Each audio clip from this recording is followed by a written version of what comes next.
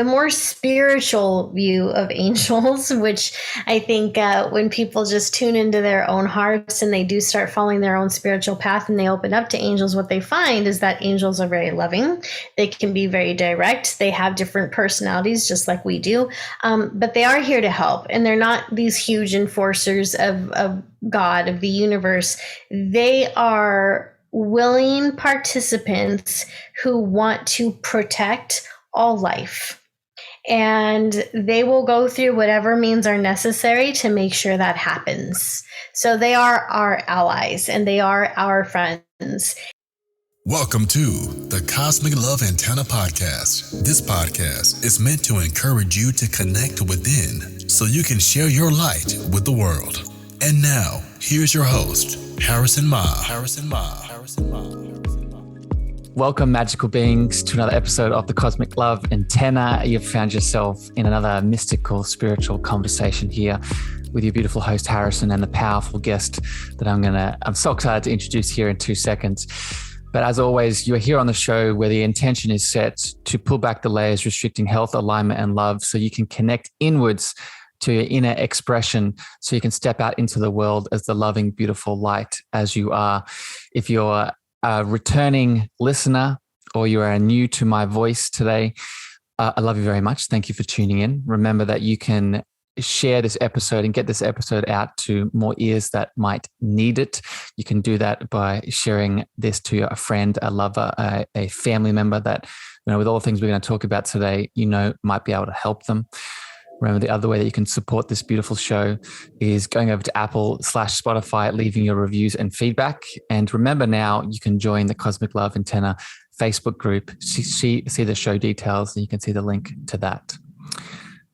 With that, I now want to introduce my beautiful guest today. Nicole Antoinette is a powerful being. She's a psychic. She's a professional psychic medium, a spiritual mentor, a angel communicator, which is going to be our sort of topic of choice here today. But just to be very honest, she's a very powerful, beautiful, loving soul. And what we're going to get into today is all things angels, loving entities, what they are, how do we communicate, what are the biggest misconceptions, what is the religious versus spiritual view of angels, what is channeling, what does it mean to channel, to be a medium in this regard, how does this connect to our gifts and purpose, and so much more. Nicole, I'm so excited to have you. Welcome to the Cosmic Love Antenna. Well, thank you for having me. And I'm excited to discuss all of those topics with you. I love talking about mystical things, love talking about angels. So I'm excited. I'm excited to dive into this. Isn't it fun? I don't know about you, Nicole, but I was just telling you it's my morning here and I cannot think of a better way to start my day. It's so energizing, this kind of chat. It is. Well, especially since even though this is becoming more mainstream to be able to talk about spiritual things, there's still people who aren't quite open to it. So when you find people who are not just open, but completely accepting of it and a little obsessed with it, I mean, obsession in a healthy way, right? It's fun. It's like, yes, another soulmate. It's like I often get images. My clairvoyance is quite active in the morning. And when you said that, it's kind of like as a kid, you found this shiny little rock in the corner, and you're like, "Hey, come over. Let's have a chat about this thing." I'm so excited to have a chat about it. So, I'm really grateful that you're here with me today, and I'm excited to share this conversation with people that need it. So, before we get into all things angels, I want to hear a little bit about you. I've had the pleasure. We had a chat prior to this episode. I've been able to tune in a little bit to your energy, but people listening, they're new to your beautiful voice, new to what you do in the world. How I like to start these episodes is going a little bit back to your past, just spending a little bit of time there, but focusing on specifically one of my mentors calls it called the pain teacher. And this is an event, usually a couple events, but one or two events that sort of dictate where we are today. And I know, you, for example, you grew up in a particular household that governed a lot of what you do here in this world at the moment. So I'd love for you to share a little bit about this experience. Sure. So I grew up in a religious household. My parents had basically created their own brand of Christianity. So, they kind of cherry picked what scriptures worked for them and left behind the ones that didn't. They were a big fan of spare the rod, spoil the child. So it was a pretty abusive household. It was abusive physically until about the age 10. But definitely emotionally and mentally abusive. And my parents did not have any tolerance towards my brother, sister, or I asking questions about or even contemplating spiritual topics outside of the Bible. So that was like banned by death, basically punishable by death. Well, slight exaggeration, but we would get in big trouble. If we were into psychic things, if we wanted to collect crystals or anything like that, that was absolutely not allowed in our household. So it was very oppressive. And it was also very frustrating because as a child and as a teenager, I was highly sensitive. And I didn't realize I was highly sensitive to beings and energy and things like that. I just knew that I had a lot of emotions and didn't always know where they were coming from or why I was feeling that. I was also very clairsentient, but I did have a very strong sense of clairvoyance. But again, because of the household I grew up in, it wasn't safe for me to talk about those things. So I'd either keep them to myself or speak to a handful of friends that I have. In addition to that, I was also homeschooled. So I was very, very isolated. And so it was a very tough environment to grow up in. And when I became an adult, I tried to do the atheist thing, but that didn't quite work out because I believe in something's out there, right? And then in my mid-20s, I kind of went back to the church because I was looking for community. I wanted friendship. I was hungry for connection. And Christianity was what I knew. So I found a church that was just as toxic as my parents because, as humans, we love to repeat patterns, don't we? Attract yes. them in. Yeah. Exactly. So attract them in. Absolutely. And my gifts completely lit up in that church, though. It was amazing. So clairvoyance got stronger. Dream prophecies were just intense. I could put my hands on someone and feel what they were feeling. So although I'm not the biggest fan of, I say I'm not the biggest fan of Christianity, but that's not exactly true. It's just I'm not a fan of toxic Christianity. You're not a fan of the man-made aspects that have been layered on top of the beautiful mystical religion. Exactly. Is that a nice way of describing it? That's a beautiful way of putting it because the Bible is very mystical and there's still I still love Proverbs and there's a lot of books in there that I love.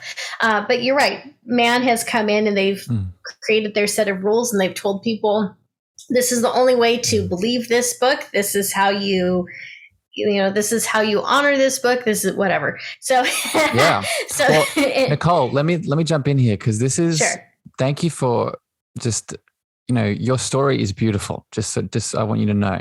And it's even just doing this show, right? I'm sure you have the same experience. Even just doing this show, I've seen so many people with your exact same, series of events. Not obviously you're unique with your own journey, but just this cycle of being born as the beautiful little human that we are, having all of these gifts, and then based off the household, and it's not just a religious thing, there's so many other aspects, but the religious one comes up a lot. Based off the religious household, the religious aspects, they're pushed down, they're pushed away, there's abuse, there's maybe sexual elements, there's maybe violent elements, and then there's just suppression, and then there's a sort of, and then there's a longing, there's a looking, there's a searching, and then there's a bursting out of these beautiful gifts and thinking, oh, am I alone? Am I different? This is such an extreme event.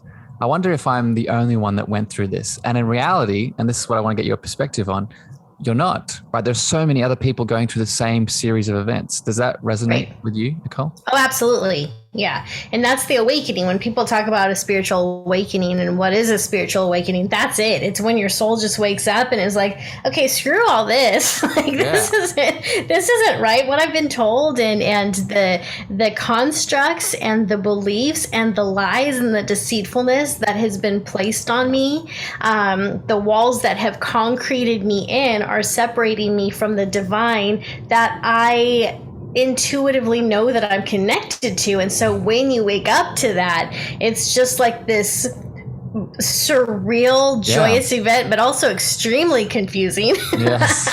So For those who are structure. listening, it is. It's the structure, and it's breaking out of it, and that is such an important part of being true to yourself and being true to your path. So for people who are listening to this or watching this right now, if you're going through something where you feel as if there's a part of you that's becoming really agitated and frustrated, and it feels like it's waking up, that is your spiritual awakening. That is the part of your spirit that has just had enough with what everyone is telling you to believe. It's the part of your spirit and your heart and your soul and your divine purpose and higher self that's saying, okay, enough. It's time that we get on our track. It's time to wake up and focus on our soul mission. Oh, I love it. Could not agree more, my friend. This is why, I think this is why my soul is so excited to talk to you. It's like, oh, this is a nice little mirror here. This is a nice little reflection here. Nicole, I want to, two things I want to add to, and then I want to jump into all things angels here. Sure. Firstly, I want to encourage people to go back and listen to a couple of my episodes I've done around with Heather Tucker on sex and the religious church, and, a lot of the trauma and that structure that keeps us down. Unfortunately, a lot of it has been connected to beautiful sexual expression. And this is another topic for another day, my friend, that I could talk to you about. But I want to plant the seed here when we're talking about this suppression within the man-made elements of the church. A lot of it is connected to our sensuality and our sexuality. Mm-hmm. And paradoxically, that sensuality and sexuality is also where a lot of our divinity is, right? When we connect into our sexual being, right, is also where our connection to source is in many ways. Right. So just for people listening, if you experience that side of the abuse, know that is just as equal as what we're talking about. But then also, I want to go back to what you just said, my friend. As we're having a chat today, especially about angels, don't just listen to this conversation with your mind. Listen to it with your heart and your body, right? Because I'm sure you mentioned clairsentience, my friend. Yes. We pick up information not just through our thoughts and our brain, but we also pick up information through our intuition, through our emotions, and also through our senses. So does that resonate as we're chatting today? I really want to tune into that. Because I am someone who is... I want to say body conscious, but not in the sense that like I'm conscious about how my body looks. I'm body conscious of that. I'm very aware of how my body feels around different people in different situations and different places. For example, if I'm in an area that is extremely haunted with lower vibrational beings, I feel it. Like I feel the heaviness. I'll get I'll get goosebumps and chills, as so many people do, but like I'll start to feel this uneasiness in my stomach. And sometimes it can trigger an anxiety attack where I'm like, okay, get me out of here. And it's not because I've necessarily pulled in anything intuitively to where my not clairsentience, that's very much my clairsentience. My clairvoyance will my clairvoyance will shut down because it's like, I don't want to see anything. Clairaudience will light up a little bit, so I'll hear things, but it's just like when you feel that heaviness, it's just like time to get out, time to leave, time to make that exit. And that's an indicator. So I want people to, because this is very new. This is a part of my show. I really want to educate people around these beautiful gifts that we all have. Listen to that. We spend so much time, again, going back to the indoctrination, pretending that these things don't exist, or they're just too woo-woo or crazy or witchy or whatever the word is.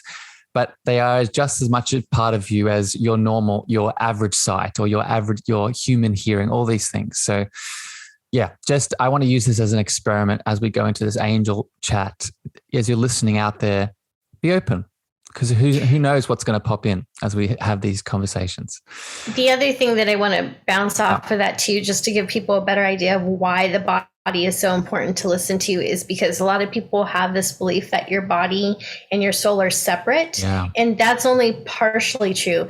The reality is that your body and your spirit are blended together. So while you're here on earth, they are one entity, they are one being, and your body is so small compared to your spiritual being that it can't actually fit all of your spirit. And one of the things I've noticed is that when people are going through a spiritual awakening, or their gifts are changing, or they're moving into a higher vibration, they start to get physical sensations in their body where they might get headaches, they get the ringing in their ears, they might experience some type of physical pain or heaviness. And so they'll start to wonder what's wrong with them. Are they going crazy? You're not going crazy. What's actually happening is that your spirit is vibrating at a higher pace than what your body is used to, and all that's happening is your body is making the adjustment. So your vibration in spirit might be up here, your body's just catching up. That's all that's happening. Your body's still on this plane, and it's just learning to come up and meet your spirit at that vibration, and in the middle of that is some discomfort. So there's nothing wrong with you. You're fine. Tough it out. Like, it's going to be okay. Just wait it out. Seriously, it's just a session. It's just a season. It's just a period, and they will meet. They will meet, and you'll probably feel healthier and more vibrant than you have before. So I just wanted to put that out there in case anyone's experiencing that, because it can be confusing. So not only is there probably people experiencing that, I'm experiencing that, my friends. The ear ringing is a big one for me at the moment. So it's nice to hear. I've heard different perspectives on it, but that one of the frequency adjustment is the one I hear a lot. But it was nice to hear from you, and it's less of a, and that it's, so again, I just want to thank you, because it's a nice affirmation of not needing to do much. It's more just surrendering into the process of the transition and the tapping into it. Yeah. Thank you for doing that. My pleasure. Let's talk about angels, my friend. I want to just get into it. I'm so excited. I want to hear a lot of topics here today within it, but let's start simple, and then we'll work our way up to more of the sort of different complexities of it all. How would you define an angel? What is an angel? So if someone's listening to this episode and they're totally new to it, they don't have any programming, which would be very unlikely, but any programming, what is an angel in your perspective? So my understanding of angels, through not just the books that I've read, but more or less the channels that I've received, the channelings I've received, our angels are these incredibly powerful, magnificent beings that come from a different realm. I believe that they don't come from just a seventh dimension or eighth dimension or whatever you've heard. My understanding is that they come from several different dimensions.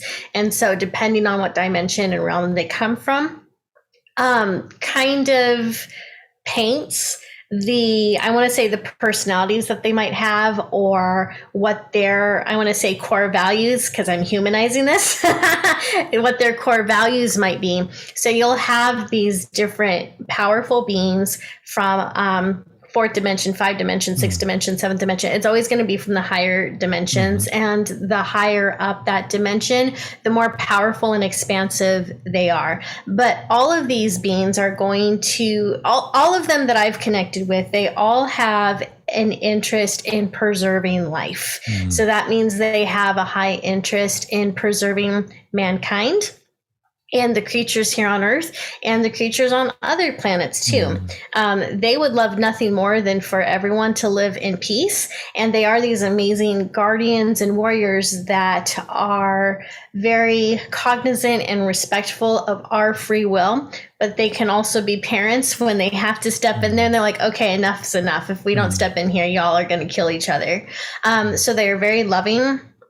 They are very, I want to say intelligent. They're extremely intelligent.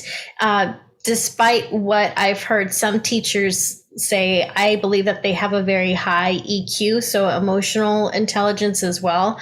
And again, they just have this, they're basically protectors of the universe. And I know that sounds like some weird Marvel thing, but they're protectors of the universe.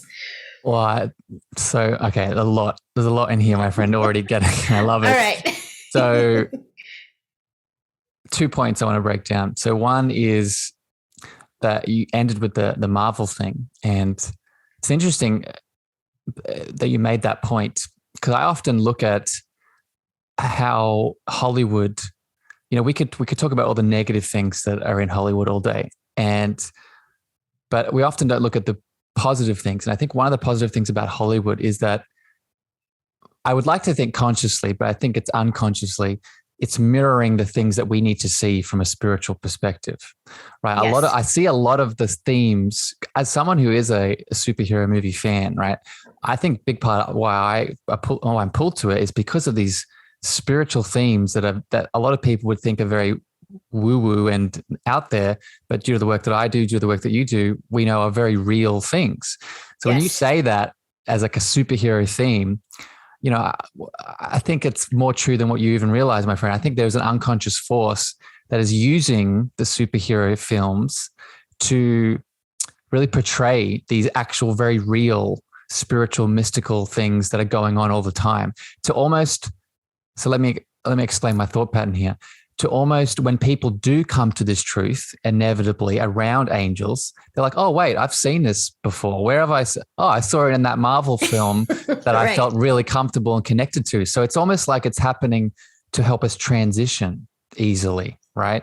So just want to add that weird little concept there, but I hope that lands for people.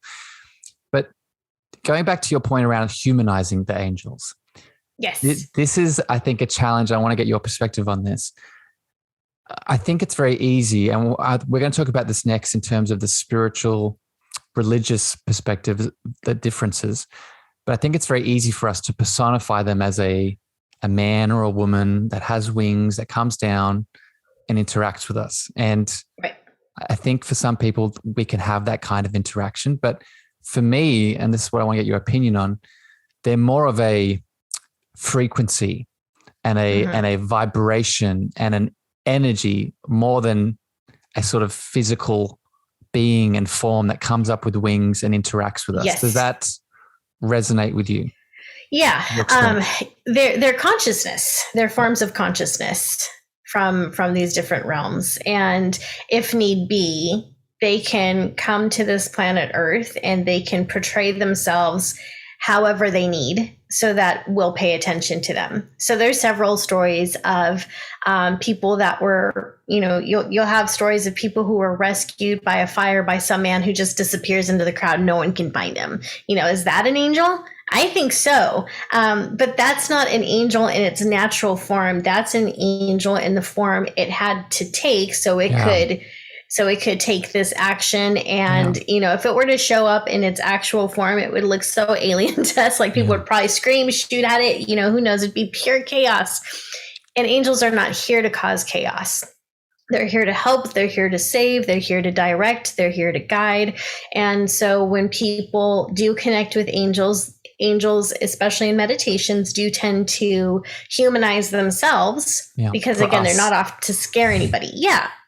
Well, and it's really the same as like, it's a language really. And people don't think about that when it comes to physical, things that you see, but even the things we see are in a way it's a language, and we know that symbols and signs are languages. Yeah. And so, angels will present themselves as human, or they'll present themselves as looking human with wings, because that is a language we understand. We understand that is the icon for angel, and they're trying to show us what they are. Yeah. And so that's how they'll present themselves to us. Yeah. Yeah. I love it. And I think this is why I was so excited for this chat. One of the reasons is because there's so many beautiful nuances to this that, even just talking about it, I can feel, frequencies in my heart space, but we'll get back to that later. Nicole, speaking of different personifications and images of the angel entity, let's talk now about the differences between the religious angels and I'm gonna add a little caveat here. I'll say the man-made religious angels, within we were talking about before about the religious world, a lot of the challenges we have with it. It's not the actual religion, it's the layers of man on top. That versus this spiritual, mystical understanding of what angels are. What do you think, in your experience growing up the way that you did in your household and what you've seen, what are the main differences, / challenges we can have here through these two different perspectives? That's a really great question. So whenever you are a part of a religion, or even when you just study it, you're going to notice that religions very much like to put mystical ideas in neat little boxes, and they like to have rules. And on some level, maybe that's okay because it simplifies things. And whenever you can simplify things, they're easily digestible, they're easy to understand. And if you can add a sprinkle of fear in that, well, that's great, because then you can get people to do what you want them to do, right? Control. Yep, exactly. And so one of the things that is fascinating to me about the way that Christianity, because Christianity is the religion I'll always reference because it's what I've had the most experience in. So with Christianity, they see angels as being basically warriors of God. They're not necessarily here to help mankind. They're not here to protect us. They're basically God's enforcers. Whatever God wants them to do, that's what they're going to do. The brand of Christianity that I was raised in and the different churches that I went to did not advocate talking to angels, praying to angels, worshiping angels. I mean, I don't worship angels anyway. But there were all these rules on how you were supposed to deal with angels. And basically, you're supposed to leave them alone. So if an angel needs to talk to you, it will. But doing any type of meditation or any type of channeling with angels is a no-no. And many different brands of Christianity believe that if you go out seeking angels and you connect with them, that you could really be speaking to a mischievous or evil spirit in disguise. So that's the worry there. So the more spiritual view of angels, which I think when people just tune into their own hearts and they do start following their own spiritual path and they open up to angels, what they find is that angels are very loving. They can be very direct. They have different personalities just like we do, but they are here to help. And they're not these huge enforcers of God, of the universe. They are willing participants who want to protect all life. And they will go through whatever means are necessary to make sure that happens. So they are our allies and they are our friends. And they will.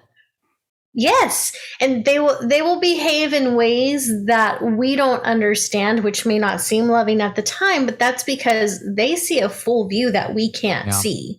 And they are very connected to the universe in a different way than we are, because we're here to have a 3D physical life to learn whatever it is we're here to learn. So we're not privy to the information they have. So they'll take actions that we don't understand. And it's not because they're trying to be coy or anything like that. It's just they know what needs to be done.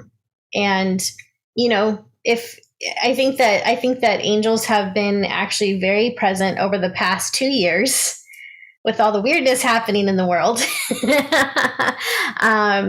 making sure that things don't get too overheated. Yeah. Put it that way. So, as a beautiful breakdown, my friend, and it's this really interesting question bubbled up that I want to ask you, but pause on that for a second. I want to step back to what you said about this difference between the religious and the slash mystical spiritual view, and that enforcer word, really just, I think it triggered and resonated in me from my past experience. I grew up in a religious culture community as well. And, I think one of the biggest challenges within these man-made elements of religion is the separation between us and God, right? Is this idea in many, not just Christianity, right? A lot of the Abrahamic religions that I am the person and God is this thing, entity, being, outside force that I need to appease and appeal to get into heaven, get into the thing, have the awakening, have all of the, insert religious scripture here. Yes. And from what you're saying around angels, the description, the religious perspective of the angels is an extension of that separation, that enforcer, that, be careful, that, who are you to ask and require and, connect to their love. So it's, that we could do a whole episode just on that alone and what that leads to. But I would just encourage, as you're listening to this episode today, keep coming back to that heart space, right? And ask yourself, if you've grown up in that programming, don't believe us, right? We're just sharing our perspectives. Right. Ask yourself, right? Is that true? Is that really true? Right? What is a more loving perspective of this, right? But Nicole, the question that bubbled up that I want to ask you that is really interesting to me is, you then gave the mystical perspective of angels. And the reason I said the angels are us is that, the flip side of that God definition is that God is outside of us, but also God is us. We are unique expressions of God. God is in my heart like it's in your heart. So what I understand from a lot of my teachings is the difference between these entities is, like you said, they are higher frequencies, higher vibrations, higher consciousness in many ways.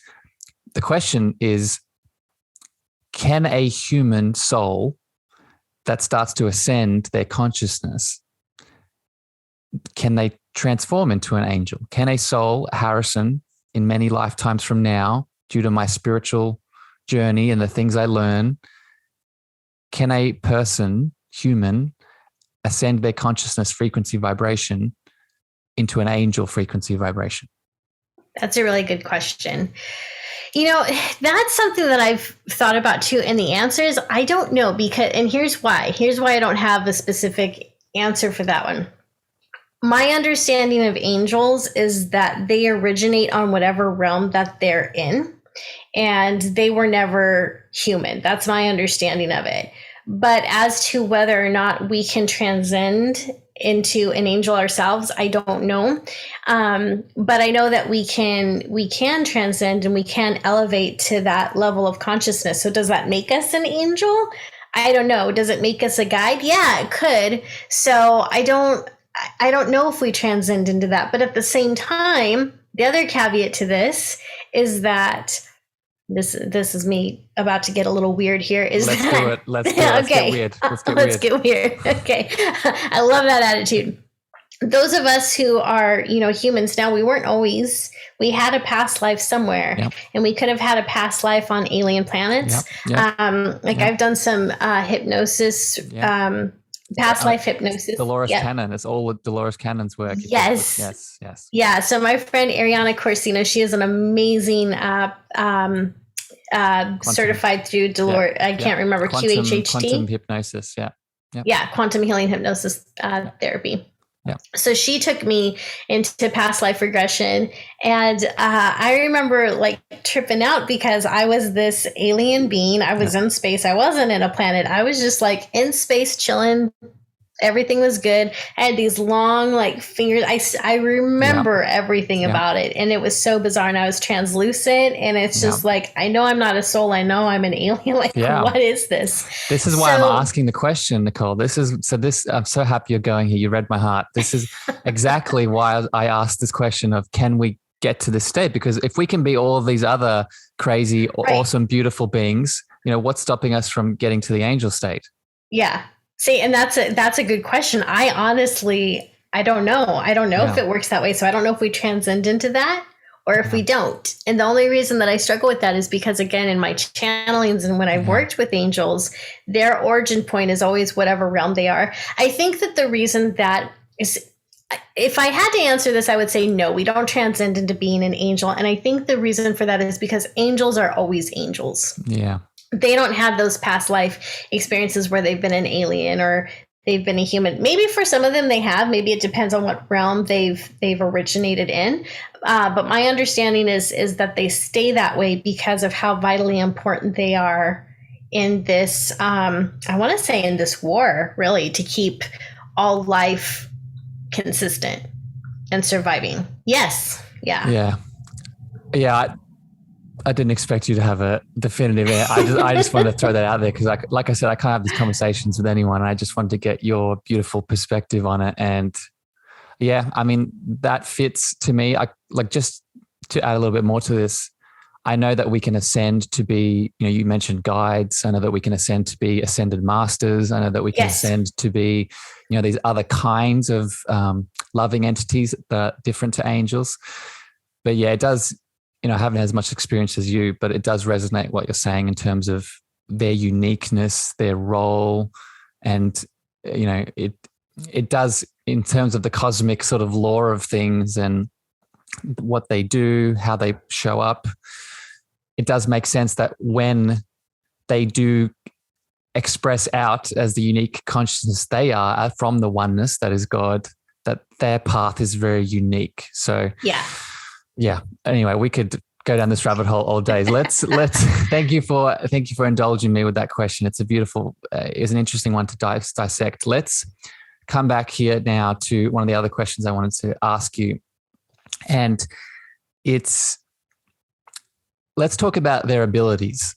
Let's talk about, what angels can do in terms of, what makes them unique, what makes them, different from. So if I'm, just Harrison connecting into his meditation and I'm looking to connect to some of this support team that I have around me, like I just talked about, we can have ascended masters, we can have spirit animals, we can have, many types of classifications within the support team that we can access.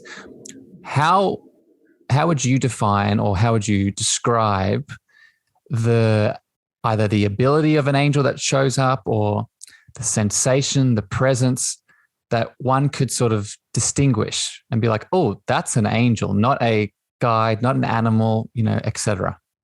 Yeah. That's a really good question. And it's one of those where it's hard to answer, because I believe everyone's experience is going to be unique. So every person is unique in their own way. Every angel is unique in their own way. For me, when I first consciously connected with an angel, I can't even say consciously because it was kind of by accident. I was meditating. And I was doing a guided meditation, and it was a guided meditation where I was supposed to be out in the woods. And I don't remember where the meditation was leading me, but I ended up meeting Archangel Gabriel. And that wasn't supposed to be a part of the meditation. She just showed up, and she had this great personality, and she was so happy and jovial. And I remember being in the meditation being like, oh my gosh, this person's addicting. Like, just all the joy that was coming off of her. But she was also giving me very much what I needed at that time in my life, because I was in a very abusive situation, a relationship with I don't know if he was a sociopath or a malignant narcissist, but he was one of those things. And this was over 10 years ago. But I was really kind of losing myself and trying to find myself. And it was the type of relationship where you wake up on eggshells because you don't know what's going to set your partner off. So it's really horrible experience. And I needed that joy. I needed that loving, caring, just fun energy.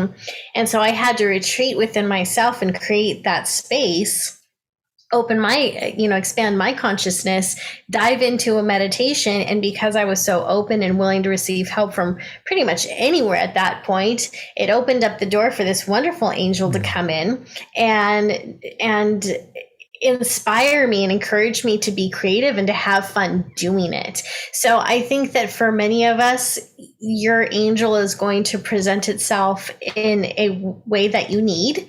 Yeah. So whatever it is that you need, they're going to show up in that way. If you are feeling weak and you want to be more courageous, maybe you're going to see Archangel Michael there with a sword. Maybe he'll hand you his sword and his shield,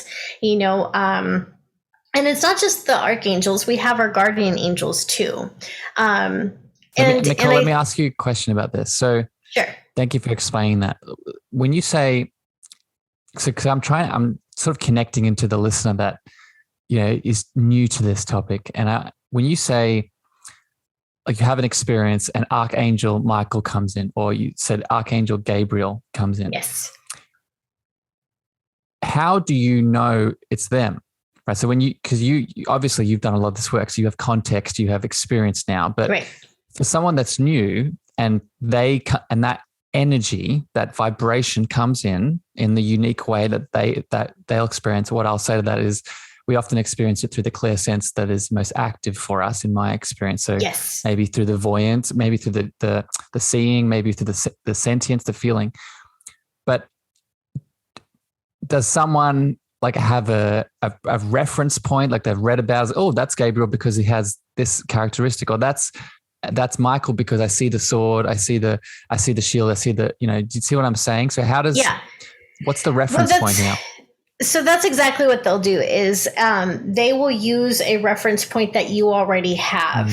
So most people, like you said, have had some type of introduction to angels, whether it's something they've seen on TV or they read in a book, even if it's something completely fictional, there's some type of symbol. There's some type of vision, I think, that they have that would represent an angel to them. So that's what's going to show up. Now, if someone has never heard of angels before, and like you said, that'd be rare, but it does happen. There's going to be some type of inner knowing. Yeah. You just know that you've made conscious contact with some type of being that's elevated beyond what you've connected to before.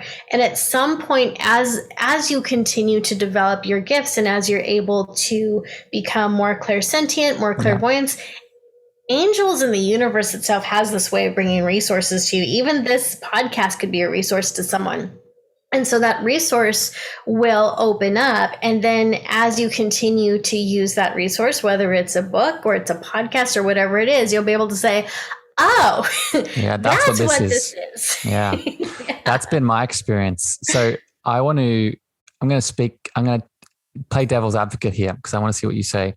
Okay. And because I know I've had this move through me, and it's, a skeptical perspective of what you just said in terms of, oh, I've seen a movie, I've read a book, I've listened to the podcast, and now I'm in meditation. And now this copy of that, or that this symbol of that comes in. What would you say to someone that says, oh, but I was just making that up with my imagination, right? I was just, because I have such an imagination, that angel experience that I had was just me sort of remembering that TV show or that book that I read rather than having a legitimate angel encounter. Right. So I love this question because I've been through this with my mediumship abilities. You will know the difference. You will know that it was a legit experience with an angel because of what transpires afterwards. If it was something that just happened in your imagination and you're making up all this silly stuff, then there's going to be no validity afterwards. You're going to have that experience in your mind. It's going to be something you imagined.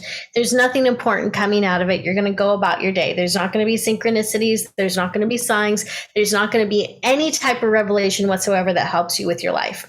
When angels move, when they make their presence known, when they connect with you, it is for a purpose.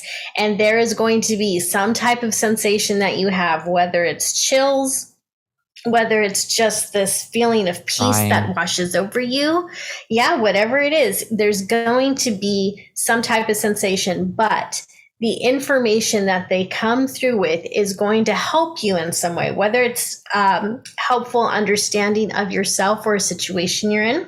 They can come through and they can tell you what to do about a difficult challenge that you're facing, and you put that into good use. You follow the directions and you get a result that is pleasant towards you. So there's going to be something that really resonates with you. And if you sit there and you think about it, you would tell yourself, okay, there is no way that my limited finite mind would have come up with this answer or direction on its own. This has to be the work of something else.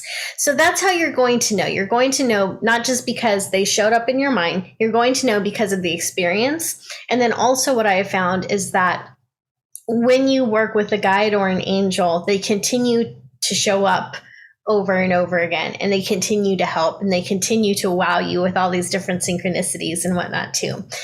So that's how you can know. If it's just a one-off thing and nothing happened, then it's just a one-off. Like if you're meditating and an angel comes in and tells you a weird joke that you've heard before, that probably was your imagination. Like maybe it was. But if they come forward, which they will, and they give you something that helps you, that was an angel visitation. You didn't make that up. That was a beautiful breakdown, my friend. And I would just add to it, and you highlighted it through, the experience of it. Remember, and this is why I set the stage at the start of the conversation for this. I would go back for people listening, go back and listen to my episode I did on the difference between thinking, feeling, sensing, and intuiting. And often in my experience, when a guide angel, one of these entities comes in, they speak not just through the lower mind, right? They speak through your whole beingness. So they speak through your intuition. They speak through your senses, like we've been talking about with the Claire senses, and they speak through your emotions. So look at that experience that you just had with the angel, and not just with the things that were spoken and shared and the imagery that you got, but do you have goosebumps running down your spine? Do you have tears running down your face? Is your heart, you feel your heart just has been blown open, right? So these are just other ways other ways that we interpret, consciousness through us. And we live in a culture which is so focused on just the thinking mental realm. Mm-hmm. And we need to love that. That's part of us. It's a beautiful part of us, but it's not the only part of us, right? And when we have experiences like this, open up these other channels to help you validate and to see, oh, this is not just very real, but like you beautifully highlighted, there's a message here that I need to take action on. Yes. Yep. Yeah. I love this chat. I'm having so much fun, my friend. This is just for me, this is just validating me in terms of the experiences I've had. It's like I said to you at the start, I can't have conversations with most people around this, even though I do this for a living and have clients and talk to people. Just this level is new. So thank you for this dynamic. I want to go in another direction here now. And I want to talk about, and you've hit on it a couple of times here today, and I'm really interested in this. And just a bit of context for you, my friend. I think I shared this with you when we had our first chat, but I'm currently in a mystery school. I've said this on the podcast a lot of times now. People are probably sick of me hearing it, but I'm going to keep sharing this experience because it keeps expanding for me. And within the mystery school, we're talking about channeling, right? We're opening our ability to channel. And this is much like our Claire senses. Channeling is another gift that we all have the ability to expand into. You've talked a couple of times about mediumship, right? And mediumship is a facet of channeling. So I'm wondering if you could explain now where mediumship and interacting with angels comes in, and why you do it, why it's valuable. Let's dive into this topic. So when people talk about being a psychic medium, what they are often doing is they get into a meditative space where they are expanding their consciousness and awareness so that they can connect to the other side. And they want to consciously connect with basically human spirits. So people who have crossed over. So people who had a physical experience here on earth, died, and their soul transcended into the spirit world. And so as a psychic medium, I make it my intention to connect with those spirits. And so that's how that works. And so then when you want to, as a medium, work with angels, or even if you want to work with other entities like aliens or Pleiadians or whatever it is, which I don't do. I work with angels and mediumship. I think my mind, if I got into too many things. But with angels, it's kind of the same thing. So you still raise your vibrations, you get into that meditative state. And I say that, but like the truth is, if I don't have to get into a meditative state anymore, I can just make it my intention to connect to either, and boom, there it is. The channel is a muscle. Like that channel is, and the more that we connect into it, like you say that, but it's just like, that's the reality in my experience. I'm still new to this, but just for people listening, the ability to channel, not only do we all have it, but like any muscle, the more that you're open to it, the more that you experience, the more that you do shadow work, all these things, it starts to become more open and readily accessible. Exactly. Yeah. And then you'll get to a point in your walk and in your journey where all you do is set the intention. You don't have to focus so hard. You don't have to close your eyes. You're just like, I want to connect with whoever, and boom, there it is. Yeah. So with angels, for people who want to connect with angels, I find it very helpful to do energy blends. And an energy blend is where you make it your intention to connect with a certain, I'll say, source energy. So whether it is the universe itself, whether it is a person on the other side or an angel, you make it your intention to first feel that energy. So feel the energy of the angel, invite them forward, and then you imagine your energy with the energy of the angel blending together. And then that's a really beautiful exchange between the two of you. And it allows you to gather information, I believe, easier. And so you'll find basically all of your clairs light up. And it's just, it's my experience with it is it's very gentle. It's very comforting. So for people who want to try that for themselves, here's what I recommend you do. You want to get yourself all nice and comfortable, whether you're lying down, sitting up, however it works. You want to just kind of close your eyes. And I want you to visualize yourself as a certain color and just imagine that's your energy. So you can assign, your color can be red, blue, green, pink. It really doesn't matter. Whatever resonates with you, that is your color. So just imagine that expanding outside of you. And then go ahead and think of an angel and what color you think that angel would be.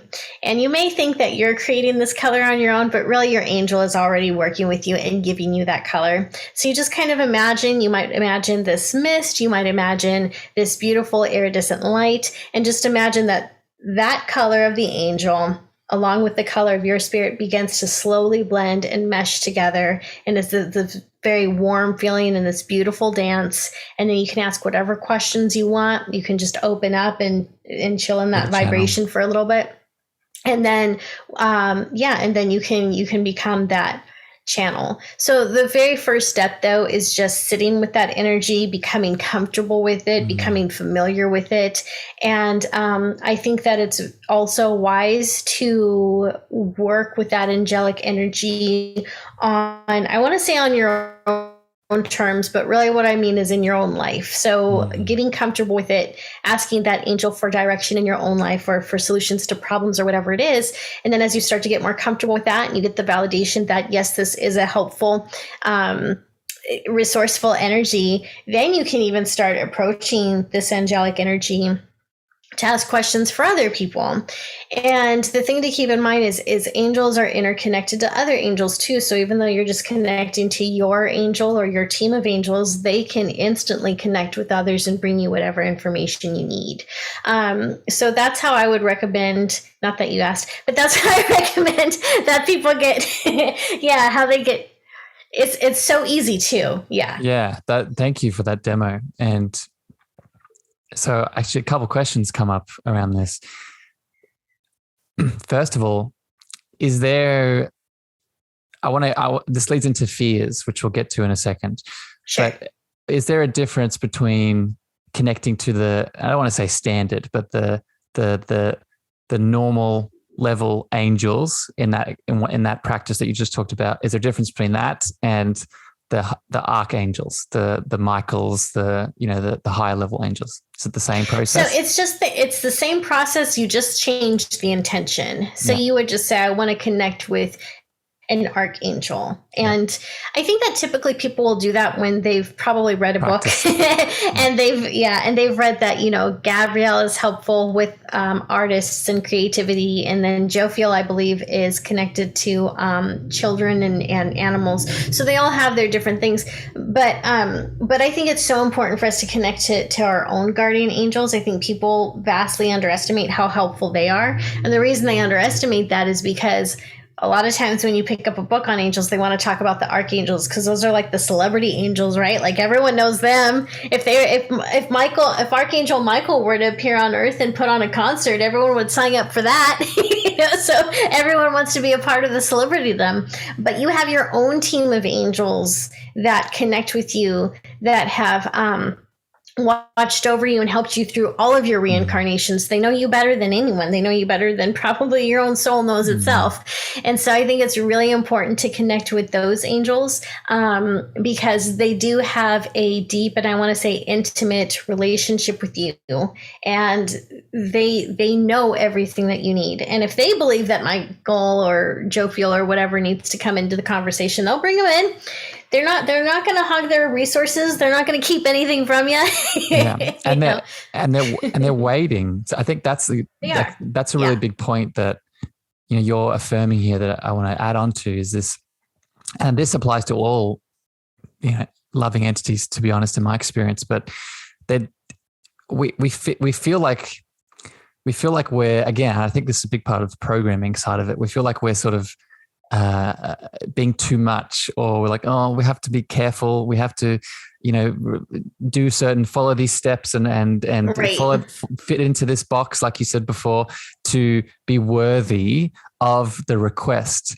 But Yeah. not only is it, there's no worthiness needed. We are born worthy. We are born divine. We are born, Yes. with this beautiful potential. But they're all waiting. They're just waiting for that request. I saw a funny meme on Instagram the other day.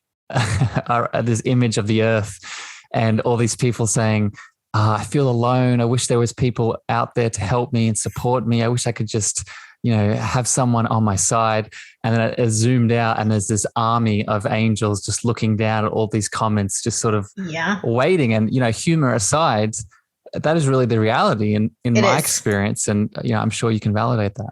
Absolutely. Yeah. Because they do recognize and honor free will. Yeah. Yeah. Until it gets to the point where, we're about to kill each other and they're like, okay, we got to stand in. Yeah.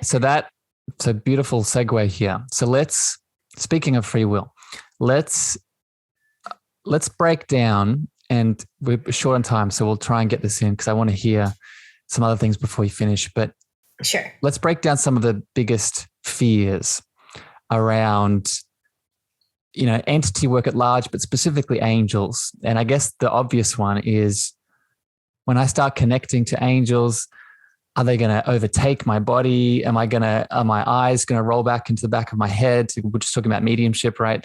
And am I going to be, a zombie, or are they going to hurt me? What do you say to someone that has these fears and this resistance around connecting to angels like this? So I think of someone, because that's not just fear, that's someone who's terrified. Yeah. So if you're terrified of connecting to angels and you really do have those significant fears and traumas, then my suggestion would be, if you want to put that fear aside and you want to start working with angels, then maybe an energy blend is too much for you. Maybe even a meditation is too much for you. So what you can maybe do is just write letters to your angels. Just write letters and say, dear guardian angel, I'd really like to connect to you, but I have some real fears around this, and list what those fears are. And just say, I'm bringing this to you because I'd like to have a relationship with you, but I need to know that you're safe. So please start showing me signs. Please let me know that this is going to be okay. And in the meantime, while you're sending that prayer out, there's probably some type of entity you believe in that is very safe and very loving and very warming. So whether you call that God, whether it's Jesus, whether it's Mary Magdalene, or just your understanding of the universe, put that request out to that too. Say, hey, Mary Magdalene, hey, universe, I really want to connect with my angels. They seem like cool beings, but I'm afraid. Please help me through this fear. Please show me if this is the right path for me. And just allow the universe to take care of it. And because I don't want people to put themselves in situations where they're fearful when it comes to because it really kind of defeats the purpose, right? The spiritual path, when you dive into it, there is an element of it that should be fun. It should be magical. It should be amazing. And if you're going into any type of communication or any type of spiritual practice with too much fear, then when you do open up, your mind might start creating different images that validate that fear. And so you want to be careful. And also the whole the whole point of meditating and connecting with angels is to start elevating our consciousness and getting to a higher vibration. And if the mere thought alone has you so terrified, that's already bringing your vibration down. So we don't want that. So connect with, I think that people need to just connect with whatever they're comfortable with. And maybe they just need to warm up to the idea of connecting with angels. And that's okay. They can take their time. There's no rush. Something that bubbles up around this, Nicole, and it's funny, maybe not funny, because there is always a divine sequence of events happening in the background. I actually had this fear come up for me yesterday in a meditation around, and it wasn't angel-based, but it was connecting to my divine presence, right? So like I said, part of my mystery school is, starting to channel, and what people, I think myself included, have misconceptions around is that when we start to channel, it's beautiful to channel and do mediumship with outside entities, angels, guides, ascended masters, but the deepest form of channeling is channeling deeper frequencies of ourselves, right? Our higher self, our divine presence. And what came up in my meditation was this idea of surrendering our will over to that, surrendering in to the divine presence moving through us. And I had this fear of doing that. I had this fear of surrendering to a power, even though that power is me, right, is a higher frequency, higher vibration of me. There was this fear of, oh, if I give my power away to me, even though it's still, like I said, still part of me, but there's this sort of, I guess what I'm trying to say, what would you say to a person like me or someone out there listening that is in the spiritual community, right, and has done this work and has learned that, the most powerful person in your reality is you, right? And if we're giving our power away to someone, to something, it's really just a form of, we're making that choice. So I guess I'm trying to formulate my question here. What would you say to someone that is looking to channel an angel or a deeper part of themselves, and they realize that surrender is needed? That surrender is needed to channeling more of that through them. Right. So the real crux of the issue here is trust. Yeah. It's trust. So when people do not trust themselves, they end up not trusting their experience. They don't trust the information that they channel. They don't trust their own decisions. They don't trust themselves to make their own decisions. And so that lack of trust comes from somewhere. Now, most likely it has been conditioned because of their experience with the outside world, whether that's through their parents, a teacher, it could be. And a lot of times I think the temptation is to go back into childhood, but the reality is that you can end up in any type of relationship, whether it's a work relationship, romantic relationship, friendship with someone, and they can really get you to start questioning your trust because they question you, or they make it well known that you've made all these mistakes and whatnot. And so when we have a person or even a community, which we see in religions in our lives, that is very quick to point out all of our mistakes and doesn't do enough to point out our strong points and our courage and our resilience and all of that, we do start to question ourselves and we lack trust in ourselves. So if we lack trust in ourselves, we do start to lack trust in our own divinity, and surrendering does become hard. And so you actually want to take very small baby steps, I believe, towards building that trust up in yourself again. And it's really simple to do. It's as simple as waking up in the morning and saying, okay, do I want to brush my teeth first or do I want to get a drink of water? Those are neutral choices. You're not going to mess up either of those. That's fine. So you find these different ways of empowering yourself and giving yourself decisions that regardless of what you choose, you're not going to mess up. Either choice is fine. And you start to build that trust in yourself because you realize, okay, if I take a drink of water instead of brushing my teeth, I'm not going to fall down dead. The earth is still spinning on its axis. Like everything is fine. I didn't hurt anybody, right? And so you just start building this trust in yourself based on the decisions that you make. And I know that doesn't sound like all spiritual, but in a way it is, because you have to start trusting in your own consciousness and your own decisions to start trusting, I believe, in your divinity. Yeah. And the other point to this too is this is something I've been thinking about a lot, actually, that you mentioned earlier, as far as putting our power out there, whether it's maybe other people or angels or guides. Like those all seem like forces outside of us.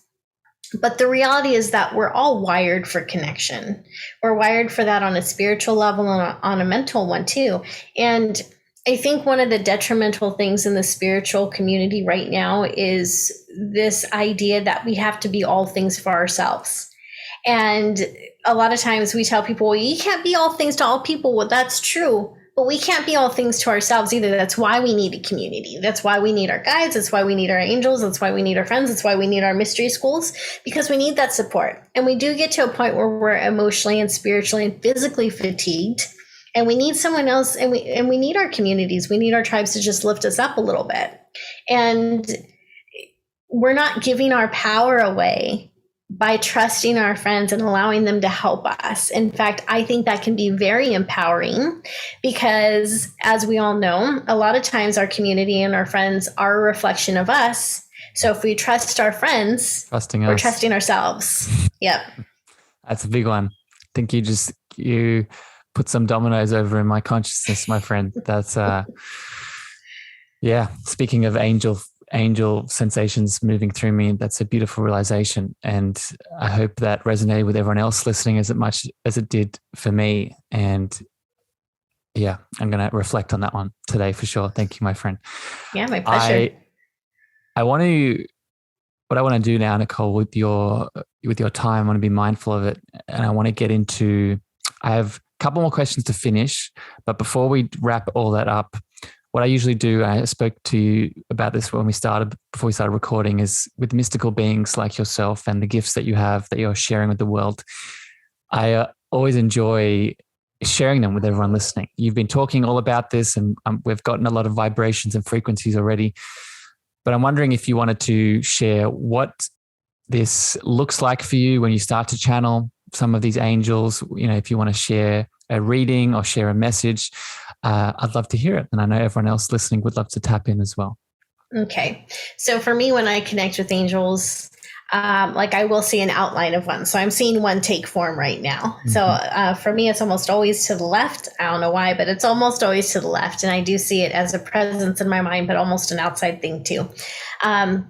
When it comes to intuitive things, it can be hard to describe because we don't really have language for what we experience intuitively. So the being that is coming through, this angel that's coming through, is telling me that he is a representative of the collective, which means he's not my guardian angel. This is probably an angel I haven't worked with before, but he's coming through to give a message to the collective, which would be people who are listening to this and people who will listen to this and will turn around and give that information to other people who need to hear it. And what he is saying is that the time for love is right now. And this isn't just the love of yourself, which can sound so, I want to say, convoluted and shallow in a self-help way. This is that deep love that we feel on a soul level that we can spread out to all of humanity. And so there's many different ways that love can take form, but this isn't just about the feeling or the action. This is about encompassing and incorporating the vibration of love and sending that out. And he's saying you don't necessarily have to feel loved yourself, and you don't have to be in a loving relationship or a community to send this vibration out or even to feel it. It's something that wells up inside of you. So love is your natural birthright. It is a part of who you are, and that is part of your God being. So when you can tune into that and express it outwards, just by that act alone, you are sending healing vibrations to all of mankind and to the earth itself. And he's also making mention of that. Like, it's really important for us to be sending this divine, loving God source energy into the earth itself. So he's talking about the healing the planet with this. And then what's interesting is, in my mind's eye, I do see this energy going down to the core of the earth and then rising back up. So it's us being able to send this to the earth so that the earth can heal and give us even more life resources, which means that our trees are going to be healthier. Our earth is going to be cleaner. The water, he's saying, is actually going to, we're going to have more fresh water. So we need to send all this energy to the earth, and sending energy to the earth is sending energy to mankind. So we see that coming back up through the blades of the grass, through the food that we eat. And then it kind of, this wonderful love spreads like the virus in a very, very positive way. And we want that. We want to start a love revolution. And so now he's talking more. I want to say that I'm feeling some sensations in the heart center and even the throat chakra. So there are so many people listening to this right now that they're not necessarily afraid of expressing their truth to other people. They're more afraid of expressing their truth to themselves. And so it's really important for people to get clear with themselves on who they are, but who they want to be and the energy that they want to encompass from this day forward. Are they going to be a healer of the world, or are they going to be someone who stays small and stays stays in fear, because the world definitely needs more healers, and you can't heal the world until you're able to heal yourself. And he's making it clear that this isn't just about a physical healing, although for some people it is. This is the emotional healing. This is moving forward encouraged despite the trauma that you have experienced. So this is so much about courage. And he's also saying courage is another component and aspect of love. So being able to find that courage and let that well up inside of you is actually going to bring a source of excitement for you. And we were talking about trust earlier, and he's telling me right now that people who are courageous are people who learn to trust themselves. So be courageous, do the things that you want to do, and be willing to put that loving vibration out to all of humanity. And so I'm seeing that image again in my mind's eye and it's interesting because I'm not seeing love coming from the heart chakra. I'm seeing it coming from the gut. So this is like the solar plexus chakra and the sacral chakra. It's like those are coming together and just like boom, it's like this light that just spreads out around to humanity. And he's saying that you only have to do this for a split second. It doesn't have to be an actual meditation where you're spending 30, you're sitting for 30 minutes just exuding your light out. He's actually saying that would deplete you. You don't want to do this. This needs to be a short, quick, like energy, boom, like just a flash. And that's all it requires. And so he's also saying it's a misunderstanding that you have to spend minutes to even hours in meditations to be able to connect with your God self or to angels like him. It can happen in just a split second. So we even need to surrender to that idea and to appreciate that time runs differently in that spiritual, I want to say spiritual time and space, just time runs differently. So even for us, we may see it as a second, but that second actually lasts a lifetime. There is no end to the energy we send out. And so we don't have to deplete ourselves when we are sending it. And so he is recognizing that he has already given us a lot of information, and he's telling me that he has such strong energy that he's afraid of depleting me. So he's backing out now, but he is wishing everyone so much love. He's saying, believe in yourself. Your faith is the only one worth keeping, so protect it at all costs. Don't allow others to influence your way of thinking, your way of believing, your way of trusting, your way of life. You know what's true for you, so go with that. And then he just like peaced out. So, my friend, We're gonna drink water. Yeah. Yeah, hydrate. So thank you for that. That, it was a lot, but it was powerful, my friend. And you don't know this. It's interesting that it came through, because it was almost as if this energy of the angel knew this already, because like you said, I agree. I don't think there is not only is there no space, but there is no time, right? It's all in this beautiful present moment. How I usually end this podcast is asking you, how do you define the word love? And I think he just, he did it. He beautifully just did it. He just sort of skipped to the end and like about this is not only is this what love is, this is how we need to take action on the expression. Yeah. And yeah, that was beautiful. How, just out of interest, Nicole, when you're in that state, and you just gave me a description just then about what happens after it, but when you're channeling like that, I know some people sometimes some people black out, some people are in tune. What does it feel like for you when the angel's moving through you like that? So it's an interesting experience, because this one was moving fast. Like I noticed I was talking fast and I was trying to keep up with what I was receiving. Yeah. So it was very fast moving. And there's almost this feeling of, so I love to run, but there's almost this feeling as if I could put running in a spiritual sense, for me, it's like this running to catch up, like, because he's going so fast. Yeah. And so I did pause a few times because I want to make sure I'm getting the message right. But in the meantime, he's still like funneling through. So that particular angel he did take up a lot of energy. So he was right when he's like, I know I'm depleting you. So and like a gentleman, he backed off. And that's what good entities and energies will do. They'll notice when you need a break and they'll back off and be like, okay, cool. We said what we needed to say. So that particular angel felt that way, and he had a different energy than what I normally have. And like, he even came through and let me know right away, you haven't worked with me before. I'm part of the collective. It's like, okay, let's do this. Cool. But typically when I work with angels, it's not that intense. It comes through as a more, usually a gentle energy, but they'll be very direct, depending on the person. So I don't know who this was. I'm trying to make a connection with him again, but he's like long gone. I'll take some blame for this, my friend, because I didn't explain this to you, but for you and for new listeners, right? The intention of this podcast is to have a deeper discussion around not just the layers that are restricting our expression of divinity, but what that divinity is inside of us. And for me, that divinity is love, is that love Yes. word. So, I would assert, just to add on to this angel, this being probably came in because it feels that this container is a space and place in which that communication that he expressed can be received, not just received, but people listening. My aim is to really look at this conversation from all the different lenses. So I know that because people have been telling me that they're ready for this information. They're ready to receive it. They're open. They're ready to go. So I think that's probably a part of what you experienced too. I think so too. Yeah. Well, what was interesting too was as he was giving direction, like I could feel it happening. And so when he's talking about like putting the energy into the earth, like I saw it and I felt that I was doing it without even really consciously doing it. So like there was a lot of energy. Yeah. There was a lot of energy that came out and came out all at once. I was like, this is cool, actually.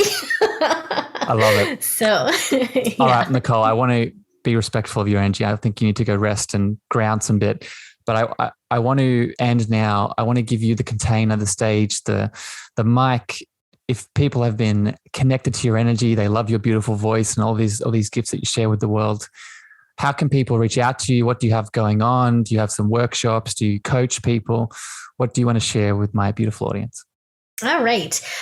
So if people want to connect with me directly for a reading or for, I don't like calling it spiritual coaching because I feel like that's just kind of lost its meaning. Like it's so generic and doesn't mean anything. So let me dive into that a little bit more. If you are someone who is feeling a little lost in your life and you just need some direction and you want someone who has actually been in the depths of depression and hardship and knows what it's like to have hit rock bottom, not just once, but several times, then I could possibly be a good guide for you. And I don't like to just guide. I want to cheer people on. Like I'll be your biggest cheerleader. And so when people are going through something difficult, I'm right there with them.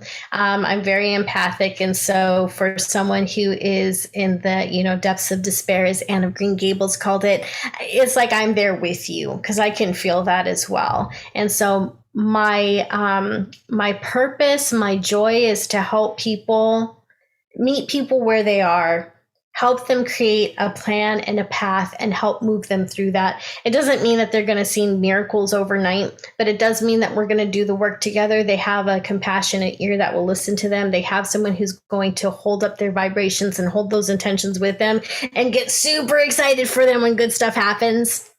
And even get super excited for them when they're able to crack the shell of themselves and start processing the things that they've been holding on to.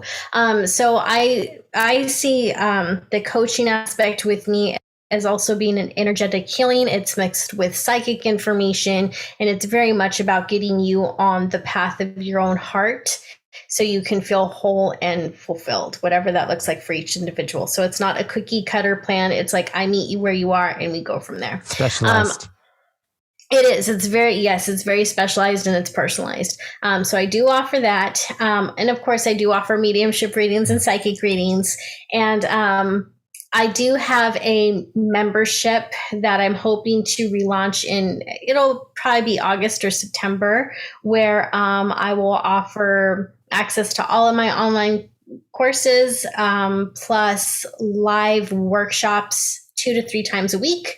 And so those are going to be psychic workshops, mediumship workshops, and energy healing workshops. So lots of fun. So that's coming hopefully in August or September. And of course, people can find me at guidingechoes.com. And I also have a pretty popular YouTube channel, youtube.com/guiding echoes. So anything guiding echoes is me.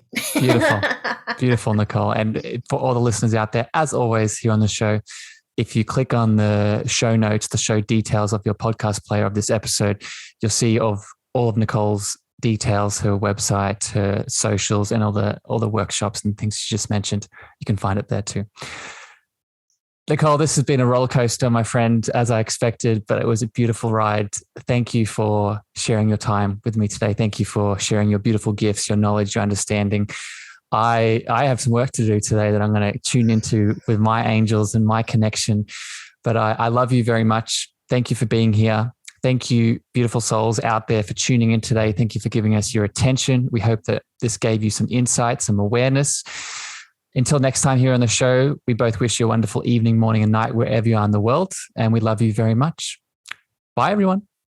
Thank you for listening to the Cosmic Love Antenna podcast. We hope you enjoyed. Be sure to follow Harrison on Instagram, Twitter, and Clubhouse at Harrison Ma. That's Harrison, Meagher.